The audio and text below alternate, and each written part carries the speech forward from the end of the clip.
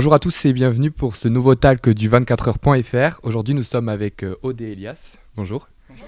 De la librairie Café Le Chameau Sauvage. Bienvenue dans le talk. Aujourd'hui, nous allons parler de votre librairie, du coup Le Chameau Sauvage. Et première question, pouvez-vous un peu nous expliquer l'histoire de cette librairie ? Donc c'est une librairie qu'on a ouverte en novembre. Donc voilà, c'est tout frais. C'est un projet qu'on menait, qu'on avait en tête depuis longtemps. Et puis il y a un peu plus d'un an maintenant, on a essayé de voir concrètement ce que ça pouvait impliquer de monter, de mettre en place un tel projet. Et on souhaitait le faire dans ce quartier des Minimes à Toulouse. À la fois parce qu'on sentait qu'il y avait un besoin de ce type de lieu, c'est-à-dire un lieu culturel où on propose des livres, effectivement, un peu dans tous les rayons, que ce soit pour les adultes, les enfants, de la littérature, de la bande dessinée, des essais, et en même temps d'en faire un espace où les gens se rencontrent, un lieu convivial, un peu social, on peut dire, pour animer cette vie de quartier qui a besoin de se développer de plus en plus. Et donc je crois que la librairie s'est construite grâce à un financement participatif, si je ne me trompe pas. En quoi c'était important pour vous d'avoir cette petite aide ? Est-ce que c'était aussi essentiel pour la construction de la librairie ? On a souhaité lancer une campagne de financement participatif pour plusieurs raisons. D'une part, pour nous accompagner dans la communication, puisque finalement c'est aussi une manière de présenter le projet, de toucher un certain nombre de publics grâce à la communication qui est faite autour de cette campagne. Et puis effectivement, elle a très très bien marché. On a été assez étonnés de l'engouement que ça a suscité. Et effectivement, la campagne de financement participatif qui s'est clôturée une semaine après l'ouverture nous a permis quand même de pouvoir acquérir certains matériels complémentaires. Donc c'était chouette. On a trouvé que la mobilisation autour de notre projet avait été très chouette. Et du coup, est-ce que vous trouviez qu'il manquait à votre quartier, du coup, un lieu où on peut déjà échanger entre les habitants, et puis aussi un lieu où on met en avant la culture, on met en avant la littérature. Vous avez ressenti vraiment une forte demande, et puis est-ce que du coup depuis l'ouverture vous avez le retour avec les clients qui viennent ? Des gens qui franchissent la porte de la librairie, à chaque fois c'est un plaisir de les entendre à la fois satisfaits de ce qu'ils voient, et aussi vraiment d'entendre ce partage, de ce sentiment qu'il manquait un lieu comme ça à ce quartier, parce que c'est un quartier qui est très, très vivant, qui est assez dense en termes d'habitation, qui est très mixte aussi en termes de population, de catégories sociales. Et nous, on trouve ça chouette de pouvoir se dire que dans ce quartier-là, il peut y avoir une vraie vie, pas besoin forcément de franchir le canal pour aller dans l'hypercentre, ou de franchir le périphérique pour aller dans des zones plus commerciales.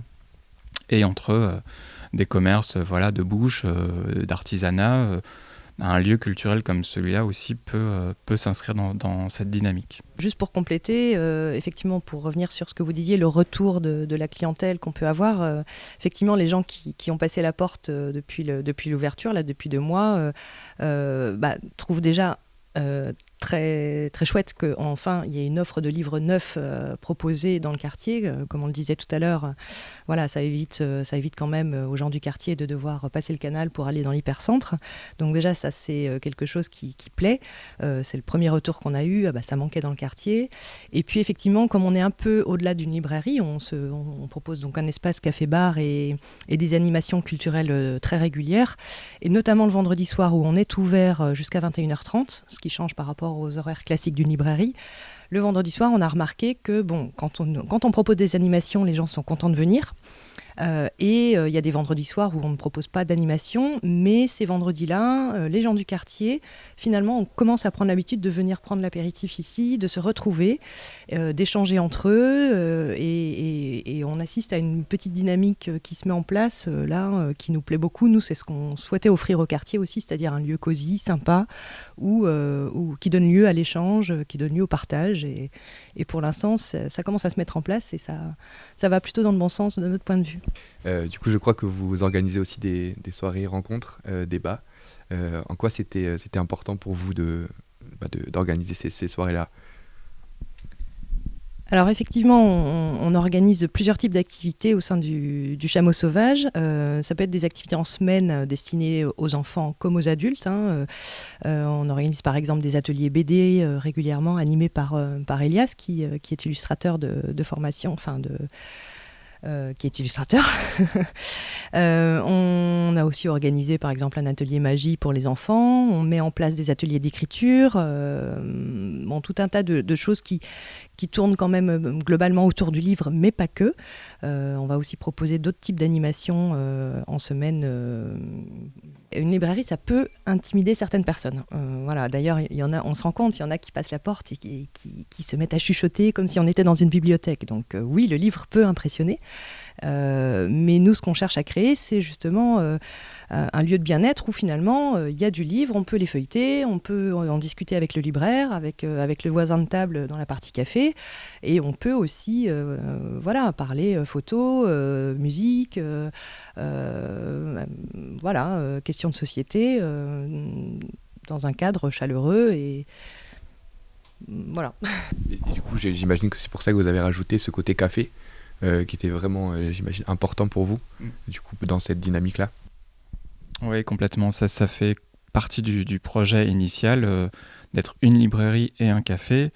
Et parce qu'on a envie de renforcer cet aspect convivial, du coup, c'était pas juste un café salon de thé, mais un café-bar où on peut aussi servir du vin, de la bière en mode apéro le midi ou le soir, ou des petites choses à grignoter pour accompagner aussi, le verre qui va être pris. Donc ces éléments-là se mélangent, se nourrissent et nous, on souhaite que ça apporte quelque chose aux gens qui viennent ici. D'accord. Avec le nom du Chameau Sauvage qui a ce côté un peu décalé, un peu inattendu et surprenant.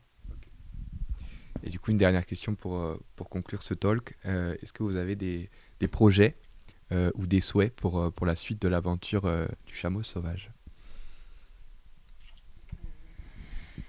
Le souhait principal, c'est que les gens continuent à découvrir ce lieu, que le bouche à oreille continue à se propager, parce que c'est ça vraiment qui va nous permettre de faire exister cet endroit.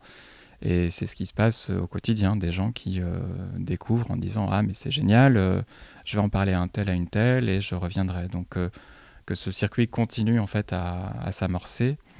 Et que petit à petit, parce que là ça commence déjà à bien se remplir, que tout ce qui est rencontres, découvertes, animation, tourne bien et qu'on ait à nouveau d'autres rencontres impromptues à proposer et à partager. On va conclure là-dessus. Je vous remercie beaucoup pour votre invitation. Quant à nous, on se retrouve très vite sur le 24h pour un nouveau talk. Et puis n'oubliez pas, l'info continue sur le 24h.fr.